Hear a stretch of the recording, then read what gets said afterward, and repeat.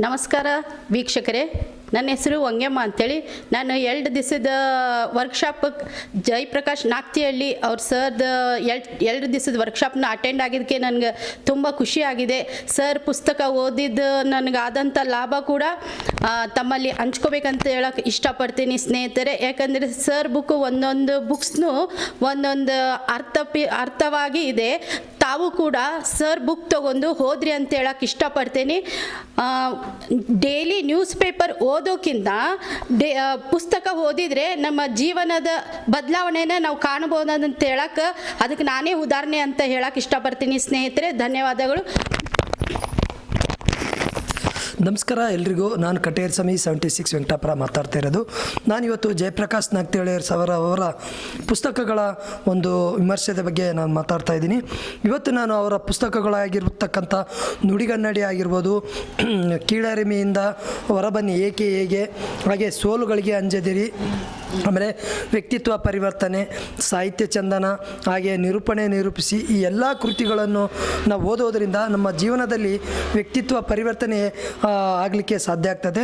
ಹಾಗಾಗಿ ನಾನು ಇಷ್ಟು ಪುಸ್ತಕಗಳನ್ನು ಓದಿ ನನ್ನ ಒಂದು ವೃತ್ತಿಯಲ್ಲಿ ಆಗಿರ್ಬೋದು, ಕೌಟುಂಬಿಕ ಜೀವನದಲ್ಲಿ ಆಗಿರ್ಬೋದು, ಸಮಾಜದಲ್ಲಿ ಪರಿವರ್ತನೆ ಆಗಿದ್ದೀನಿ. ನಾನು ಆಗಿದ್ದೀನಿ ಅಂದರೆ ನೀವು ಕೂಡ ಆಗ್ತೀರಾ. ಹಾಗಾಗಿ ಕೂಡಲೇ ಅವರ ಕಚೇರಿಗೆ ವಿಳಾಸವನ್ನು ಸಂಪರ್ಕಿಸಿ. ಆಮೇಲೆ ಸ್ವಪ್ನ ಬುಕ್ ಹೌಸಲ್ಲಿ ಈ ಪುಸ್ತಕಗಳು ನಮಗೆ ಸಿಗ್ತವೆ. ಹಾಗಾಗಿ ಕೂಡಲೇ ನೀವು ಪುಸ್ತಕಗಳನ್ನು ಖರೀದಿ ಮಾಡಿ ಓದ್ರಿ, ನೀವು ಕೂಡ ಪರಿವರ್ತನೆ ಆಗ್ರಿ ಅಂತ ಹೇಳ್ತಾ ಇದ್ದೀನಿ. ಧನ್ಯವಾದಗಳು. ಆತ್ಮೀಯರೇ ಮತ್ತು ನಮಸ್ಕಾರ. ಮತ್ತು ನಾನು ಬಂದ್ಬಿಟ್ಟು ಅಮೃತರಾಜ್ ಜೆ.ಕೆ ಅಂತ. ಮತ್ತು ನಾನು ಇವತ್ತು ವರ್ಕ್ಶಾಪ್ಗೆ ಅಟೆಂಡ್ ಮಾಡಿದ್ದೀನಿ. ವರ್ಕ್ಶಾಪು ಅತ್ಯುತ್ತಮವಾಗಿತ್ತು. ಮತ್ತು ಬುಕ್ಸ್ ಬಗ್ಗೆ ಹೇಳ್ಬೇಕಪ್ಪ ಅಂದರೆ ಬುಕ್ಸು ಆತ್ಮವಿಶ್ವಾಸವನ್ನು ಹೆಚ್ಚಿಗೆ ಮಾಡ್ತಾಯಿತ್ತು. ಮತ್ತು ಬುಕ್ಸು ಅಲ್ಲಿ ವೊಕ್ಯಾಬುಲರಿ ಹೆಚ್ಚಿಗೆ ಆಗಿತ್ತು.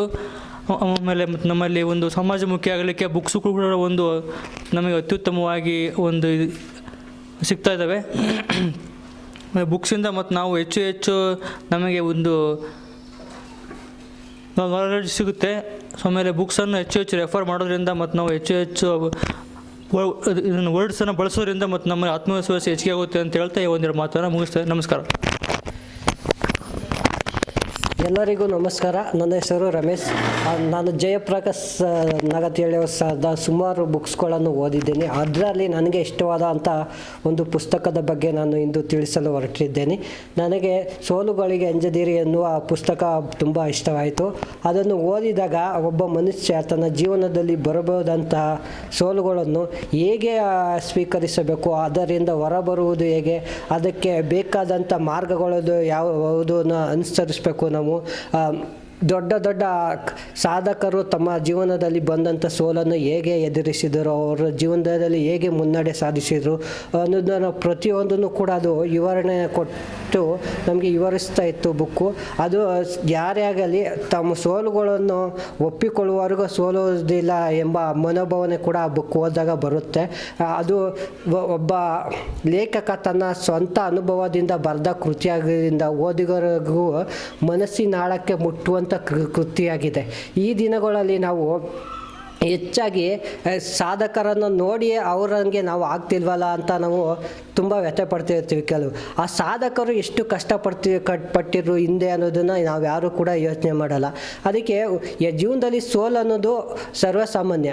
ಸೋತರು ನಾವು ಸೋಲದೇ ಇರದೇ ಇರೋಂಗೆ ಏನು ಮಾಡಬೇಕು, ಮುಂದೆ ಸೋಲಾಗಬಾರ್ದು ಅನ್ನೋದನ್ನು ತಿಳ್ಕೊಳ್ಬಹುದಾಗಿದೆ. ಬುಕ್ಕುಗಳು ಪ್ರತಿಯೊಂದು ಕೂಡ ನಮಗೆ ಒಳ್ಳೆಯ ಜ್ಞಾನ ನೀಡ್ತವೆ. ನಮಗೆ ಯಾವ ವಿಚಾರದಲ್ಲಿ ನಮಗೆ ಸೋಲು ಒಪ್ಕೋತಿದ್ದೀವಿ ನಾವು ಅಂತ ಅನ್ನಿಸ್ದಾಗ ಅದಕ್ಕೆ ಸಂಬಂಧಪಟ್ಟಂಥ ಪುಸ್ತಕಗಳನ್ನು ಓದೋದು ನಮಗೆ ನಮ್ಮ ಜೀವನದಲ್ಲಿ ಮುನ್ನಡೆ ಆಗೋಕ್ಕೆ ಸಾಧ್ಯತೆ ಇದೆ ಅಂತ ಹೇಳೋಕ್ಕೆ ಇಷ್ಟಪಡ್ತಾ ನನ್ನ 2 ಮಾತುಗಳನ್ನು ಮುಗಿಸುತ್ತಿದ್ದೇನೆ. ಧನ್ಯವಾದಗಳು.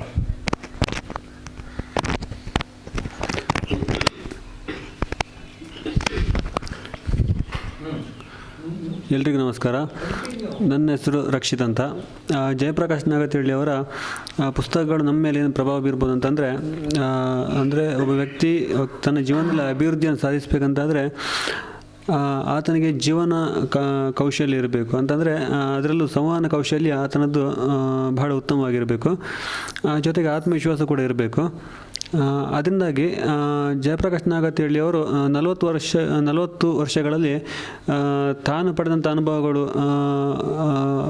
ದೊಡ್ಡ ದೊಡ್ಡ ವ್ಯಕ್ತಿಗಳನ್ನು ಮಾಡಿದ ಸಂದರ್ಶನಗಳಲ್ಲಿ ತಾನು ಪಡೆದಂಥ ಅನುಭವಗಳನ್ನೆಲ್ಲ ಪುಸ್ತಕ ರೂಪದಲ್ಲಿ ಕೊಟ್ಟಿದ್ದಾರೆ. ಅಂತಂದರೆ ವೇದಿಕೆಯಲ್ಲಿ ಹೇಗೆ ಮಾತಾಡ್ಬೋದು, ಅಥವಾ ಸೋಲುಗಳಿಂದ ನಮ್ಮ ಜೀವನವನ್ನು ಹಾಳು ಮಾಡಿಕೊಳ್ಳದೆ ಹೇಗೆ ಜೀವನದಲ್ಲಿ ಉದ್ಧಾರ ಆಗ್ಬೋದು, ಮತ್ತು ನಮ್ಮಲ್ಲಿರುವಂಥ ಸ್ಟ್ರೆಂತ್ ಏನು, ಅಂದರೆ ನಮ್ಮಲ್ಲಿ ಒಂದು ಶಕ್ತಿ ಇದೆ, ಅದನ್ನ ನಾವು ನಮ್ಮಿಂದ ಆಗಲ್ಲ ಅಂತ ಅಂದ್ಕೊಂಡು ಆ ಒಂದು ಶಕ್ತಿನ ಪಡ್ಕೊಳ್ಳದೆ ಜೀವನನ ವೇಸ್ಟ್ ಮಾಡಿಕೊಳ್ಳೋದು, ಇದರಿಂದೆಲ್ಲ ನಾವು ನಮ್ಮ ಒಂದು ಶಕ್ತಿಯನ್ನು ಅರಿಯಲಿಕ್ಕೆ ಅವರ ಪುಸ್ತಕಗಳು ಹೆಲ್ಪ್ ಆಗ್ತದೆ. ಜೊತೆಗೆ ಅವರ ವರ್ಕ್ಶಾಪ್ಗೆ ಸೇರಿಕೊಂಡು ಅದರಲ್ಲಿ ಪಾಲ್ಗೊಳ್ಳೋದ್ರ ಜೊತೆಗೆ ಈ ಪುಸ್ತಕಗಳನ್ನು ಕೂಡ ಜೊತೆಗೆ ಓದೋದ್ರಿಂದ ನಾವು ಹೆಚ್ಚಿನ ರೀತಿಯಲ್ಲಿ ಅಭಿವೃದ್ಧಿಯನ್ನು ಹೊಂದ್ಬೋದು ಅಂತ ಹೇಳಲಿಕ್ಕೆ ಇಷ್ಟಪಡ್ತೇನೆ.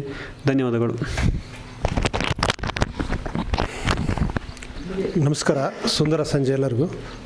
ವೀಕ್ಷಕರ, ನನ್ನ ಹೆಸರು ನಿರಂಜನ್ ಗೌಡ ಅಂತ. ನಾನು JP ಸರ್ ಅವರ ಮಾರ್ಗದರ್ಶನದಲ್ಲಿ ಸಾರ್ವಜನಿಕ ಭಾಷಣ ಕಲೆ ಮತ್ತು ವ್ಯಕ್ತಿತ್ವ ವಿಕಸನದ ಬಗ್ಗೆ ತರಬೇತಿ ಪಡಿತಾ ಇದ್ದೀನಿ.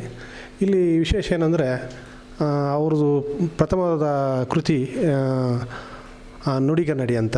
ಅದು ಒಬ್ಬ ಭಾಷಣಕಾರನಿಗೆ ಹೆಚ್ಚಿನದಾಗಿ ಏನು ಭಾಷಣ ಮಾಡೋಕ್ಕೆ ಬೇಕು ಎಂಬುದು, ಆಮೇಲೆ ಒಳ್ಳೆಯ ಮಾತುಗಾರನಾಗಿ ಯಾವ ರೀತಿ ನಾವು ಪರಿವರ್ತನೆ ಹೊಂದಬೇಕು ಎನ್ನುವುದನ್ನು ಭಾಳ ಅಚ್ಚುಕಟ್ಟಾಗಿ ಅದನ್ನ ಬರೆದಿದ್ದಾರೆ. ತದನಂತರ ಬಂದಂಥ ಕೃತಿ ಸೋಲುಗಳಿಗೆ ಅಂಜದಿರಿ ಅಂತೇಳಿ ಬಹಳ ಜನಮನ್ನಣೆ ಪಡೆದಂಥ ಕೃತಿ. ಆಮೇಲೆ ಕೆಲವರು ತೀರಾ ಡಿಪ್ರೆಷನ್ ಲೆವೆಲ್ಗಿದ್ದಾಗ ಅದು ಓದಿ ಪರಿವರ್ತನೆ ಆಗಿದ್ದಾರೆ. ಆಮೇಲೆ ಕೆಲವರು ಆತ್ಮಹತ್ಯೆ ಲೆವೆಲ್ಗೆ ಹೋದರೂ ಸಹ ಅದನ್ನು ಓದಿ ವಾಪಸ್ಸು ಒಳ್ಳೆಯ ಜೀವನಕ್ಕೆ ಮರಳಿ ಸಾಧನೆ ಮಾಡಿದ್ದಾರೆ. ಅದೇ ರೀತಿ ಅದು ಕೃತಿಯಲ್ಲಿ ಸೋಲುಗಳಿಗೆ ಅಂಜದಿರಿ ಎಂಬುದಕ್ಕಿಂತ ಇದು ಮರಣದ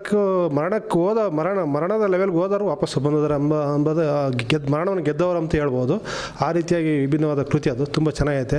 ಅದೇ ರೀತಿಯಾಗಿ ತುಂಬ ಕೃತಿಗಳನ್ನ ಅವರು ಪ್ರಕಟ ಮಾಡಿದ್ದಾರೆ. ಅದರಲ್ಲಿ ಸಾಧಕರ ಚಂದನ, ಸಾಹಿತ್ಯ ಚಂದನ, ವ್ಯಕ್ತಿತ್ವ ಚಂದನ, ನಿರೂಪಿಸಿ, ಲೈಫು ನಂದೇನೆ, ಹೀಗೆ ಆಮೇಲೆ ಸಮಯ ನಿರ್ವಹಣೆ ಬಗ್ಗೆ ಬರೆದಿದ್ದಾರೆ. ತುಂಬ ಒಳ್ಳೊಳ್ಳೆ ಕೃತಿಗಳಿದ್ದಾವೆ. ಅಷ್ಟು ಓದಿ ಸಾಕು ನಾವು ಜೀವನದಾಗೆ ಒಂದು ಅಚ್ಚುಕಟ್ಟವಾದ ಜೀವನ, ಒಂದು ಸುಸಜ್ಜಿತವಾದ ಜೀವನ, ಒಳ್ಳೆಯ ವ್ಯಕ್ತಿತ್ವ, ಸಮಾಜದಲ್ಲಿ ನಾವು ಇಂಪ್ರೆಸಿವ್ ಲೈಫ್ ಪಡಿಬೇಕಂದ್ರೆ ಅದರೆಲ್ಲ ಸಾರಾಂಶ ಈ ಪುಸ್ತಕಗಳಲ್ಲಿ ಅಡಗಿದೆ ಅಂತ ಹೇಳ್ತೀನಿ. ನಾವು ಓದ್ತಾ ಇದ್ದೀವಿ, ನಾವು ಸ್ವಲ್ಪ ಏನಂದರೆ ಇಷ್ಟು ಲೆವೆಲ್ಗೆ ನಾವೇನು ಗೊತ್ತಿಲ್ಲದರು ಇಷ್ಟು ಲೆವೆಲ್ಗೆ ಚೆಂದವಾಗಿ ಅಂದವಾಗಿ ಒಂದು ಪಾಸಿಟಿವ್ನೆಸ್ ಬೆಳೆಸ್ಕೊಂಡಿದ್ವಿ, ಲವಲವಿಕೆಯಿಂದ ಇರ್ತೀವಿ ಅಂದರೆ ಅದಕ್ಕೆ JP ಸರ್ ಅವರ ಪ್ರಭಾವ ನಮ್ಮೇಲೆ ಬೀರೈತೆ. ಅವರ ಮಾರ್ಗದರ್ಶನ ನಾವು ಕಲಿತಾ ಇದ್ವಿ, ಅವ್ರನ್ನ ಫಾಲೋ ಮಾಡ್ತಾಯಿದ್ವಿ. ನಿಮಗೂ ಸಹ ಬೇಕು ಅಂದರೆ ಸ್ವಪ್ನ ಬುಕ್ ಹೌಸಲ್ಲಿ ಸಿಗ್ತವೆ. ಆಮೇಲೆ ಅಮೆಜಾನ್ ಪ್ಲಾಟ್ಫಾರ್ಮಲ್ಲೂ ಇತ್ತೀಚೆಗೆ ಲಭ್ಯವಿದೆ. JP ಸರ್ ಅವರ ಕೃತಿ ಅಂತ ಹೊಡೆದ್ರೆ ಎಲ್ಲ ಬರ್ತವೆ, ನೀವು ಅಲ್ಲೂ ಬೈ ಮಾಡ್ಬೋದು. ಇಲ್ಲಾಂದರೆ JP ಸರ್ ಅವರ ಆನ್ಲೈನಲ್ಲಿ ನೀವು ವಿಡಿಯೋ ನೋಡ್ತಿರ್ತಾರಲ್ಲ, ಅಲ್ಲಿ ನಂಬರ್ಗಳೆಲ್ಲ ಬರ್ತಿರ್ತವೆ, ಅಲ್ಲಿಗೆ ಆ ನಂಬರಿಗೆ ಕಾಲ್ ಮಾಡಿ ಬೇಕಾದ್ರೂ ತಗೋಬೋದು. ಇಲ್ಲ ಅವ್ರದ್ದು ಯೂಟ್ಯೂಬ್ ಚಾನಲ್ಲು ಜಯಪ್ರಕಾಶ್ ನಾಗತಿಹಳ್ಳಿ ಅಂತೇಳಿ, ಇನ್ನೊಂದು ಟ್ರಾನ್ಸ್ಫರ್ಮೇಷನ್ ಅನ್ಲಿಮಿಟೆಡ್ ಅಂತ 2 ಯೂಟ್ಯೂಬ್ ಚಾನಲ್ ಇದೆ. ಅವನ್ನ ನೋಡಿ, ಅದರಲ್ಲಿ ಸಾಕಷ್ಟು ವಿಡಿಯೋ ಇದ್ದಾವೆ. ಸಾಮಾನ್ಯರಾಗಿ ಒಳ್ಳೆ ಮಾತುಗಾರ ಇರಬೇಕು, ಸಾಕಪ್ಪ ಸಮಾಜದಾಗ ಒಳ್ಳೆ ಎಸತಾಗಬೇಕಂದ್ರೆ ಆ ಯೂಟ್ಯೂಬ್ ಚಾನಲ್ ನೋಡಿ, ಅಷ್ಟು ವಿಡಿಯೋ ನೋಡಿ ಸಾಕು, ಅಷ್ಟೇ ಬರುತ್ತೆ. ಅಷ್ಟು ಬುಕ್ಸ್ ಓದಿದ್ರೆ ಅಷ್ಟೇ ಬರುತ್ತೆ. ಇಲ್ಲ ಇನ್ನೂ ಚೆನ್ನಾಗಿ ನಾನು ಸಮಾಜದ ಹೆಸರು ಮಾಡಬೇಕು, ನಾನು ಮಿಂಚಬೇಕು, ನಾನು ಒಳ್ಳೆ ಪ್ಲಾಟ್ಫಾರ್ಮ್ ಕ್ರಿಯೇಟ್ ಮಾಡ್ಕೋಬೇಕು, ನನ್ನದೇ ಆದ ಒಂದು ವ್ಯಕ್ತಿತ್ವವನ್ನು ಸಮಾಜಕ್ಕೆ, ಪ್ರಪಂಚಕ್ಕೆ ಪರಿಚಯಿಸಬೇಕಂದ್ರೆ ಅವ್ರ ಮಾರ್ಗದರ್ಶನದಲ್ಲಿ, ಅವರ ಅಗಾಧ ಪಾಂಡಿತ್ಯದಲ್ಲಿ ಮಾರ್ಗದರ್ಶನದಲ್ಲಿ ತರಬೇತಿ ಪಡ್ಕೊಂಡು ನೀವು ನಿಮ್ಮ ಕನಸನ್ನು ನೆನಸು ಮಾಡ್ಕೋಬೋದು ಅಂತ ಹೇಳ್ತೀನಿ. ನಾವು ಆ ನಿಟ್ಟಿನಲ್ಲಿದ್ದೀವಿ. ನಿಮಗೆ ಇಷ್ಟವಾದಲ್ಲಿ ನೀವು ಸಹ ಇದಕ್ಕೆ ಸೇರ್ಪಡೆ ಹೊಂದಬಹುದು ಅಂತೇಳಿ ತಿಳಿಸ್ತೀನಿ. ನಮಸ್ಕಾರ, ಧನ್ಯವಾದಗಳು.